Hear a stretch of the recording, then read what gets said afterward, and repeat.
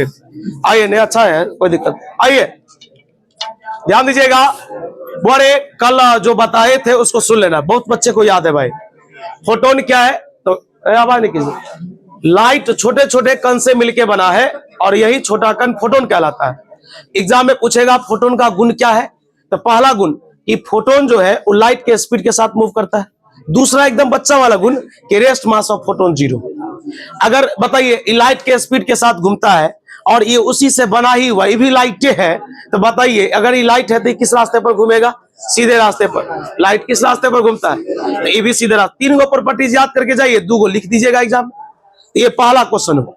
आइए ध्यान दीजिएगा, प्रॉपर्टीज ऑफ फोटोन। हाँ, रेस्ट मास फोटोन का 0 होता है। आवाज है, रेस्ट मास फोटोन का 0 होता है, प्रूफ नहीं पूछेगा। डन, जो बोल दिया नहीं पूछेगा, नहीं पूछेगा।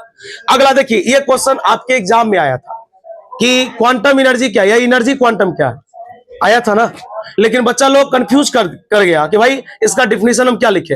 अभी जो हाल में आप एग्जाम दिए हैं उसमें पूछा था डिफाइन एनर्जी क्वांटम या क्वांटम एनर्जी, लेकिन उसमें बच्चा जवाब नहीं दिया होगा, क्योंकि हम तो ऐसा नहीं लिखा है। 10वां में जब आप पढ़ते थे या 5वां 6वां में पढ़ते थे, लिखा था सजीव किसे कहते हैं। यहाँ पर कहाँ लिखाते कभी किसे कहते हैं, इसमें तो हेडिंग लिखाते, उसके बारे में वर्णन देते।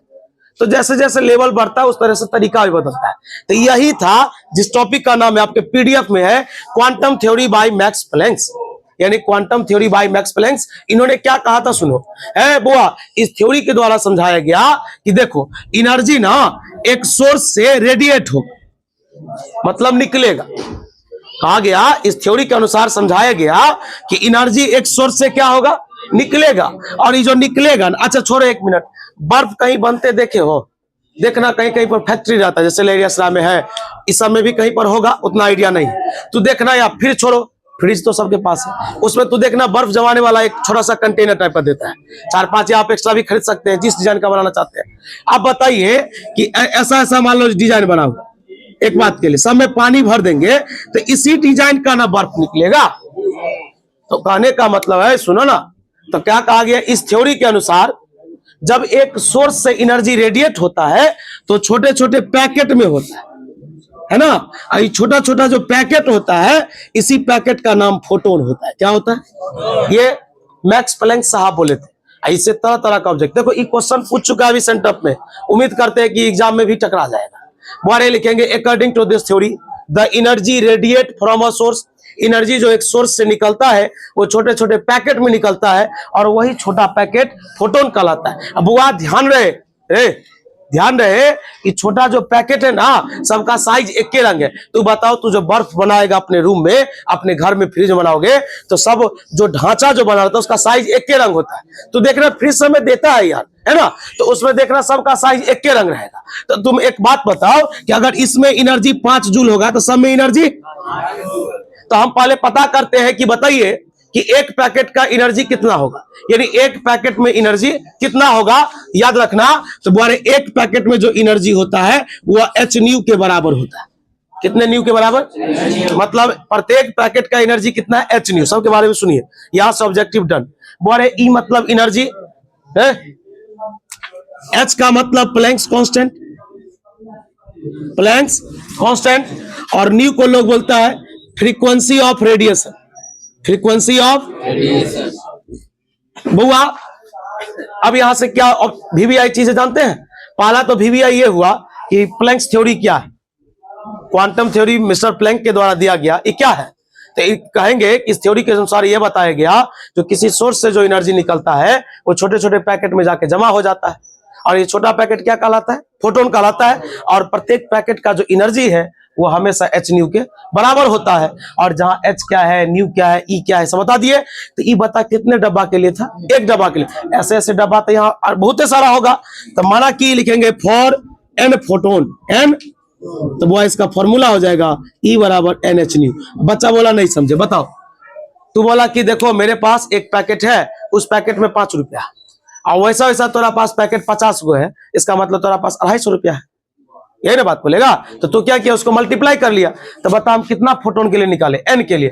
अगर सवाल में कहेगा 10 के लिए, 10 से गुना करेंगे 20 के लिए। तो अब आओ यहां से वीवीआई ऑब्जेक्टिव, h का मान कितना होता है, 6.63 10⁻⁻34 जूल इंटू सेकेंड। भाई है ये सब बहुत पूछता है। बता प्लैंक्स कांस्टेंट का मान क्या होता है? 6.63 10 to the power minus 34 joule into second. बोले दूसरा ये पूछता है कि प्लैंक्स कांस्टेंट का एसआई मात्रक क्या होता है? Joule into second. और तीसरा पूछता है कि इसका डायमेंशन क्या होता है? तो बता रहे भाई, जूल मतलब वर्क का, जूल मतलब या तो एनर्जी का, वर्क का, हीट का, सबका जूले होता है। अब वो जूल का डायमेंशन होगा ml स्क्वायर टी का पावर, सेकेंड है, सेकेंड मतलब टाइम, टाइम कितनी बार? तो एक बात बता था बुआ, ml स्क्वायर माइनस 2 में 1 जोड़ेंगे कितना होगा? बुआ रे एक बात बता, मैं क्या क्या समझाया अभी बता। क्वांटम थ्योरी में कोई पूछेगा क्वांटम थ्योरी में आपने क्या समझा, तो क्वांटम थ्योरी देखो बार बार एक टॉपिक पर चर्चा कर रहे हैं, तुमको सीखना पड़ेगा। और एक क्वांटम थ्योरी में मैंने सीखा, ध्यान सुनना, क्या कि एक सोर्स से जो एनर्जी निकलता है वो छोटे छोटे पैकेट में जाके जमा हो जाता है। प्रत्येक छोटा पैकेट फोटोन कहलाता है। प्रत्येक पैकेट का एनर्जी E बराबर h न्यू होता है, n के लिए NH न्यू होता है। प्लैंक्स कांस्टेंट का मान 6.63 10 to the power minus 34 joule into second होता है। SI मात्रक जूल इंटू सेकेंड होता है। डायमेंशन ml स्क्वायर टी का पावर माइनस 1 होता है। एक और फॉर्मूला है वो लाइट के लिए होगा, है ना, तो यहां ध्यान दीजिएगा, लाइट के लिए फॉर्मूला होगा न्यू बराबर C by lambda, C by lambda. और वो C को लोग बोलते हैं स्पीड ऑफ लाइट, जिसका मान आपको आता होगा 3 × 10 का पावर 8, 3 × 10 का पावर। जब ईमान आप इसमें पुट कीजिएगा तो आपके पास एक फॉर्मूला आएगा SC by lambda, SC by. आपको वहां तक नहीं लिखना है जहां तक हम बोलते हैं, वहां तक एग्जाम में आप लिख दीजिएगा। रुकिए, हाँ आप लिखिएगा, नोट से पहले लिखा हुआ उस PDF में, अरे E बराबर h न्यू कहीं पर लिखा हुआ है? नहीं लिखा हुआ, आप वहीं तक लिखिएगा 2 मार्क्स।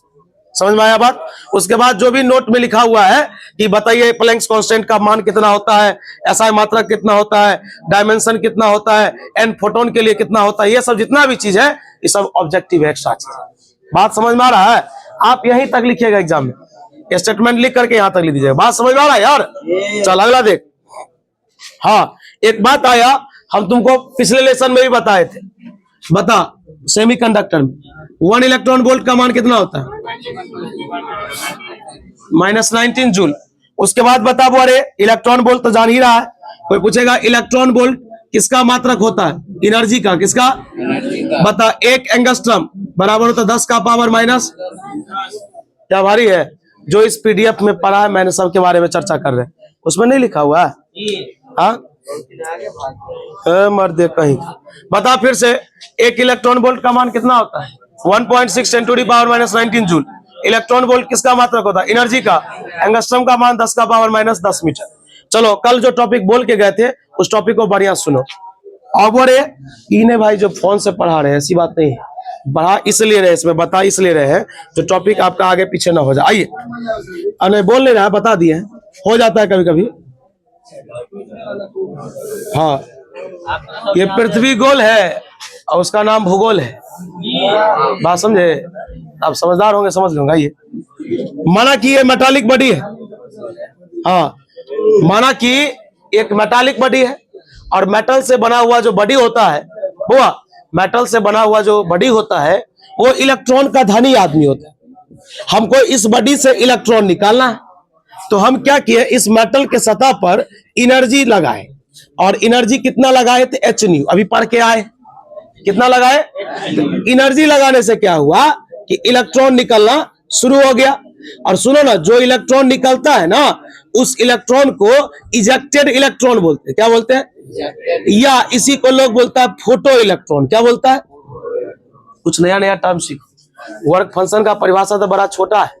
वर्क फंक्शन का परिभाषा है वह कम से कम एनर्जी, अभी बबलू बताया भी था कि वह कम से कम एनर्जी जो किसी मेटल के सतह पर लगा दिया जाए तो इलेक्ट्रॉन निकलना शुरू हो जाता है। तो ये एक प्रकार की घटना है और इस घटना को लोग वर्क फंक्शन बोलता है। और याद रखना, वर्क फंक्शन को लोग किससे दिखाता है तो बोलेंगे फाई नॉट से या डब्ल्यू नॉट से। बता, अब इंग्लिश में सुन। That minimum amount of energy that is required on the metallic surface due to which electrons are emitted या ejected, then this phenomena is called, क्या कहलाएगा? Work function. आगे भाई इसका कुछ नोट है जो तुम्हें अब सुना रहे, तू सुनते चल रहा है, शांति से देखो। Work function is denoted by phi not या डब्ल्यू नॉट। दूसरा, work function decreases on increasing the temperature. बहुत VVI टॉपिक है, कह रहा है वर्क फंक्शन और टेम्परेचर में उल्टा संबंध है। कैसा?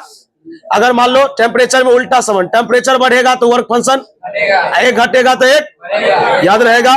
तुमसे पूछ सकता है, इस बार जानते हैं कैसा क्वेश्चन पूछा कि बताइए संट में आमीटर का प्रयोग क्यों किया, संट का प्रयोग आमीटर में क्यों किया जाता है, ये क्वेश्चन पूछा गया था। बात समझ में आ रहा है? तो वो संट क्या करता है, क्या कुछ गड़बड़ हुआ हो? हाँ चलिए छोड़िए, ध्यान दीजिएगा। बोरे वर्क फंक्शन है, यानी वर्क से रिलेटेड बात है, याद रखिएगा। स्केलर क्वांटिटी होता है। अगला दिया इसका SI मात्रक इलेक्ट्रॉन वोल्ट होता है, और इलेक्ट्रॉन वोल्ट का मान लिखा हुआ है 1.6 10⁻⁻19 जूल। बोले यहां तक में कोई दिक्कत? चलिए अगला कह रहा है क्या, हाँ ये याद रखना, ये तो रटना ही पड़ेगा आपको। आप बहुत खुशी की बात है कि इस PDF में पूरा माने लिखा हुआ है। बोले वर्क फंक्शन अलग, बताइए तो ये क्या लिखा है, कौन सा बॉडी है? तो मेटल तो बहुत रंग का होता है, तो कहा गया वर्क फंक्शन का मान अलग अलग मेटल के लिए अलग अलग होता है। इसमें दूगो बहुत VVI है कि सबसे कम किसके लिए और सबसे ज्यादा किसके लिए। इसमें लिखा हुआ है इट इज मिनिमम, है ना, फॉर सीजियम, सीजियम के लिए कम होता है, और मैक्सिमम प्लेटिनम के लिए होता है। बोले प्लेटिनम के लिए होता है 5.65 इलेक्ट्रॉन वोल्ट, और सीजियम के लिए होता है 2.14। इसके अलावा आपको अगर और याद करना है तो उसके नीचे में बहुत सारा टेबल दिया हुआ है। फिर से एक बार बताओ तो, वर्क फंक्शन को लोग किससे दिखाता है, फाई नॉट या W0। वर्क फंक्शन का SI मात्रक इलेक्ट्रॉन वोल्ट, इसका मान याद रहेगा। वर्क फंक्शन और टेम्परेचर में उल्टा संबंध होता है, एक घटेगा तो एक बढ़ेगा। वर्क फंक्शन याद रखना अलग अलग मेटल के लिए अलग अलग होता है। अगली बात याद रखना, वर्क फंक्शन सबसे कम सीजियम के लिए और सबसे ज्यादा प्लेटिनम के लिए। प्लेटिनम के लिए 5.65 और सीजियम के लिए 2.14। बता यहां तक में कोई दिक्कत? बोले सुनो, फोटो इलेक्ट्रिक इफेक्ट क्या है, क्वेश्चन आया फोटो इलेक्ट्रिक इफेक्ट क्या है।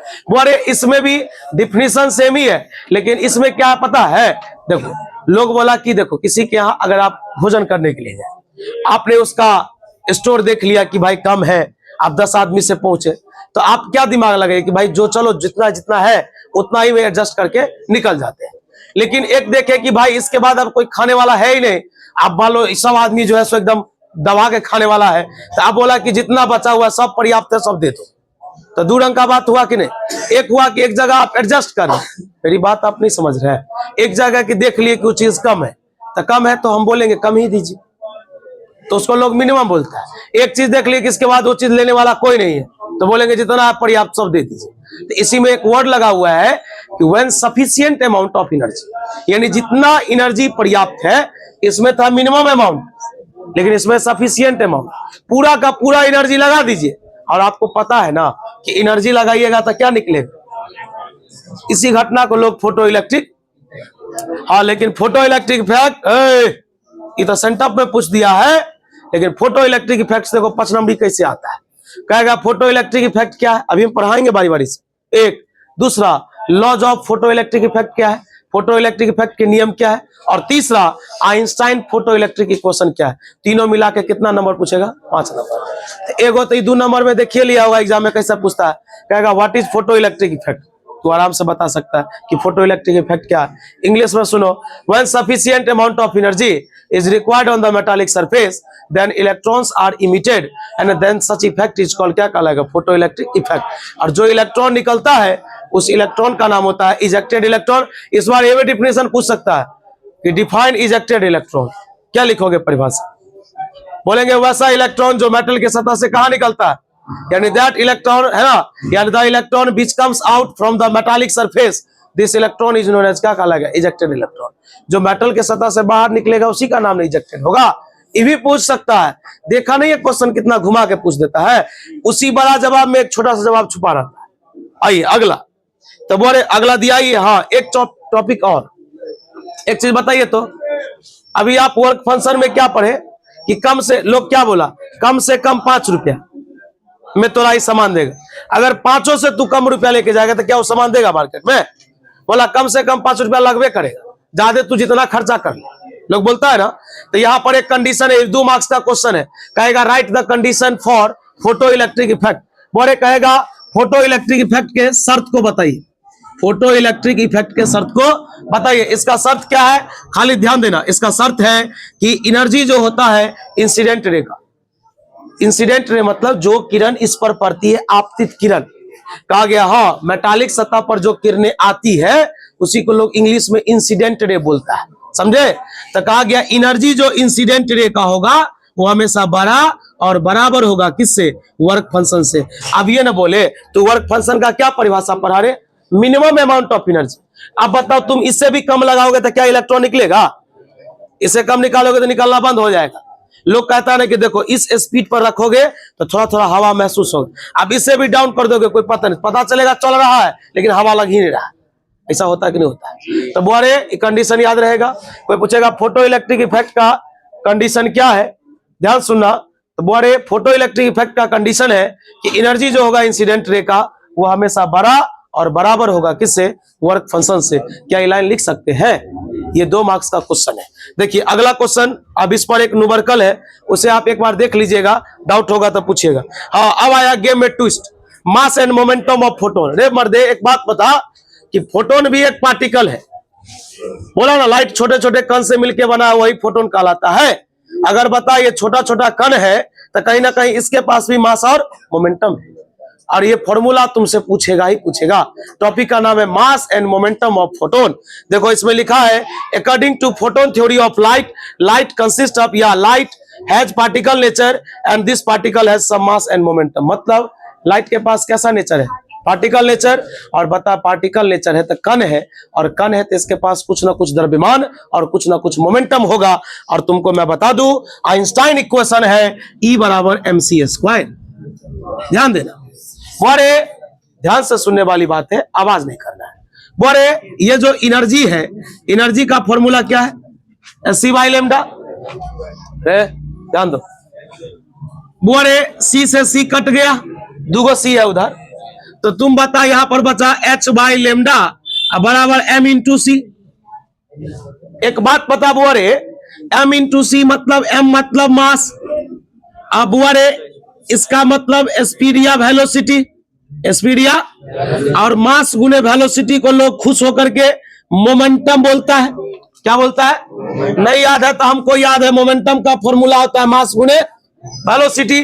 तो तुम बताओ 1 मिनट, H/λ बराबर m/c के जगह पर तुम क्या लिख सकता है, P, और P का मतलब होता है मोमेंटम, और यही है मोमेंटम फोटोन का। किसका, उसमें लिखा होगा है ना, इसमें दी m बराबर h/c⁻, मोमेंटम का नहीं दिया है, हाँ नीचे दिया है कि पूरा दिया हुआ है। फिर से बता, फोटोन में मास भी होगा, फोटोन में मोमेंटम भी होगा, माथा में जा रहा बात, बता फोटोन के मोमेंटम का फॉर्मूला क्या होगा। चल अब एक काम फैजान बताएगा, H/λ बराबर mc बचा हुआ ना वहां पर, अभी उसी कैलकुलेशन को सॉल्व किया है। तो तू एक बात बता, ई गुना इधर आएगा तो H/c⁻ बराबर क्या होगा, m। तो बता फोटोन का मास क्या होगा, m बराबर H/c⁻, m बराबर H/। अब बता मोमेंटम का फॉर्मूला क्या होगा, H/λ। भाई एक बात याद रखना, मैंने अभी टॉपिक चर्चा किया, शुरू से बताया है फोटोन क्या है, फोटोन के प्रॉपर्टीज क्या है, क्वांटम थ्योरी क्या है, प्लैंक्स कांस्टेंट का मान, SI मात्रक डायमेंशन क्या है। उसके बाद मैंने बताया वर्क फंक्शन क्या है, वर्क फंक्शन से रिलेटेड नोट्स बताया, फोटो इलेक्ट्रिक इफेक्ट क्या है, कंडीशन क्या है। उसके बाद जब आगे बढ़े तो मैंने बताया कि फोटोन का मास और मोमेंटम क्या है। तो वो मोमेंटम है P बराबर H/λ और मास है m बराबर H/c⁻, जहां C को लोग स्पीड ऑफ लाइट बोलता है, लेमडा को लोग वेवलेंथ बोलता है, और H को तो बहुत पहले से जानते हैं प्लैंक्स कांस्टेंट बोलता है। बोल यहां तक में तुमको कुछ पूछना है तो पूछो, नहीं तो लॉज स्टार्ट करेंगे फटाफट, अभी बहुत समय है।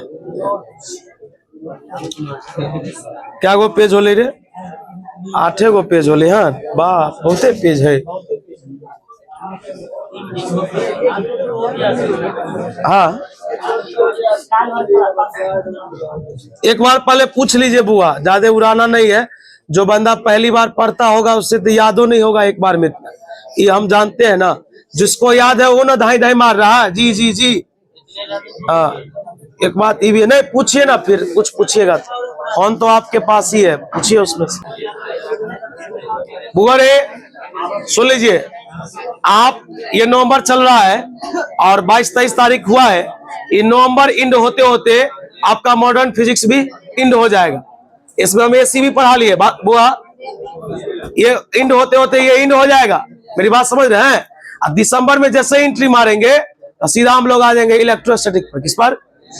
ये थोड़ा लॉन्ग लॉन्ग लेसन है, उसमें कोशिश करेंगे कि 15 तारीख तक में 3 गो लेसन खत्म कर दे। बात समझ में आ रहा है? अगर ई खत्म हो जाएगा फिर मैग्नेट अभी हाल में सब लोग पढ़ा है, जल्दी जल्दी खत्म होगा, सबको याद रहेगा। बात समझ में आ रहा है क्या? वो अरे मेहनत में कमी नहीं कीजिए, पढ़िए अच्छा से। डाउट है आप हमसे कभी भी क्वेश्चन से पूछ सकते हैं, कोई दिक्कत नहीं। लेकिन ये जो चाहिएगा एक के बारे में पूछ ले, इसमें नहीं होता। रात में आप 8 बजे के बाद क्वेश्चन भेज सकते हैं मोबाइल, हम आपको 10 बजे तक रिप्लाई देकर हम बता देंगे, कोई दिक्कत नहीं।